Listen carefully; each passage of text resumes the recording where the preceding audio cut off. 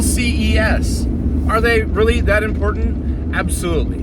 The four most important things in a wildland firefighter's toolbox. If you don't know these, you shouldn't be a wildland firefighter. Whether you're on a bulldozer, a hand crew, an engine crew, a helicopter crew, any kind of crew, even the dispatchers in the command center know what these are, because sometimes they'll need to know what they are.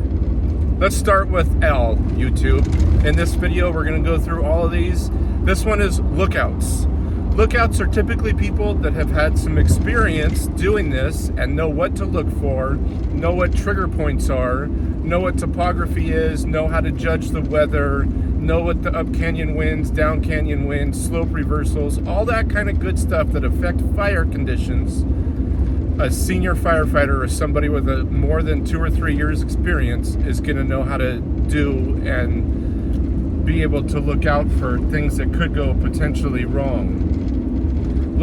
I always am about training, and I always want to have younger firefighters, seasonal wildland firefighters, be able to learn things. So if there's a time where a younger seasonal firefighter with not a lot of experience can go with a lookout and know what to watch for and be trained in it, then over time they'll be able to be that lookout. But typically it's going to be an engineer or a captain or a senior firefighter that's going to go out ahead of the fire or get above the current fire and be able to watch what's going on, because they're going to know when to get the crews out and tell them where their safety zones and escape routes are, and make them known and all that good stuff. So number one is a lookout. Always have a lookout when you're in a situation that calls for it. And typically every wildland firefighter is going to have, or every wildfire is going to have a lookout looking out over them, YouTube. So make sure that you have that. Lookouts, communication is key.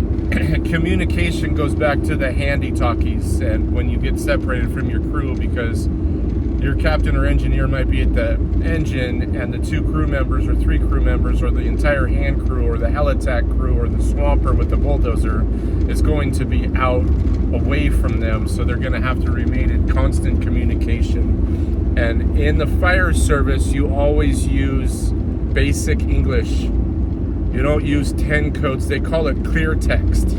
They don't use 10 codes. They don't use the phonetic alphabet like law enforcement does. They use, hey, we're going to go to the top of that ridge line and we're going to fire off to the bottom of the ridge line along the left flank of the fire. That's what clear text is. There's no 10 codes or any kind of gibberish that otherwise would be known as.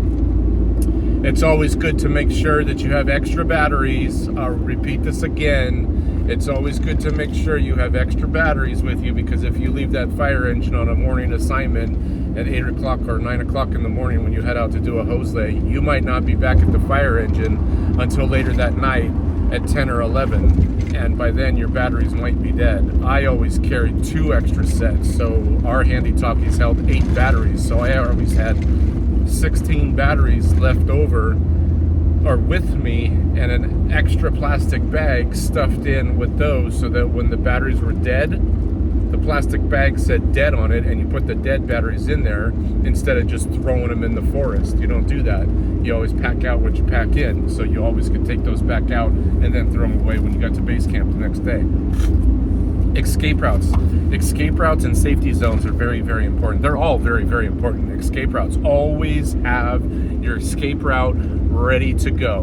And remember, your escape route is going to be as fast as your slowest person. So if you have a crew that hikes pretty fast and can get out pretty fast and are good, and you have one person that's slow, that's as fast as your crew moves. And you need to keep that in mind when you're making escape routes as you get deeper and deeper into cutting handline or laying hose. You need to always know that they're changing, and if you create an escape route and then you create either a temporary refuge area or a safety zone, that when you reach that spot, your escape route is now going to be different.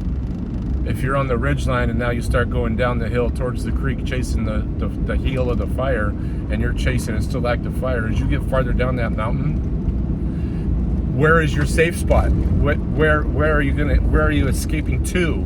A rock outcropping, a creek bed. We'll get to safety zones in just a second, but you got to get to there. You have to have that ready to go and know where that is, and that goes back to the lookout, knowing where his crew is at and being able to say, hey, up ahead of you 100 yards, you got a pretty good safety zone that you guys could probably make it to in a few minutes if the winds change or something happen. And it also ties into communication, making sure everybody knows is on the same page. This is where we're going to go.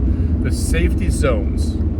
The last one is safety zones. Before we get to that one, thank you for being here. I appreciate you.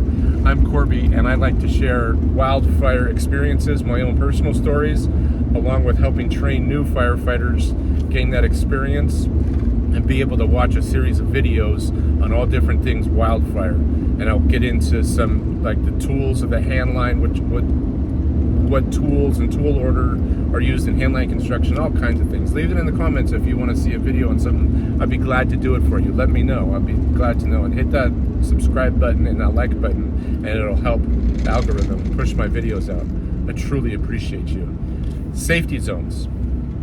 Safety zones is an area big enough where you won't have to deploy a fire shelter if you're run over by fire. If the winds change and all of a sudden you have to get into an smack, we got to get into a spot where we're not going to get run over by fire or anything, we better get into the safety zone. A safety zone is supposed to be big enough so that you don't have to pull out your fire shelter.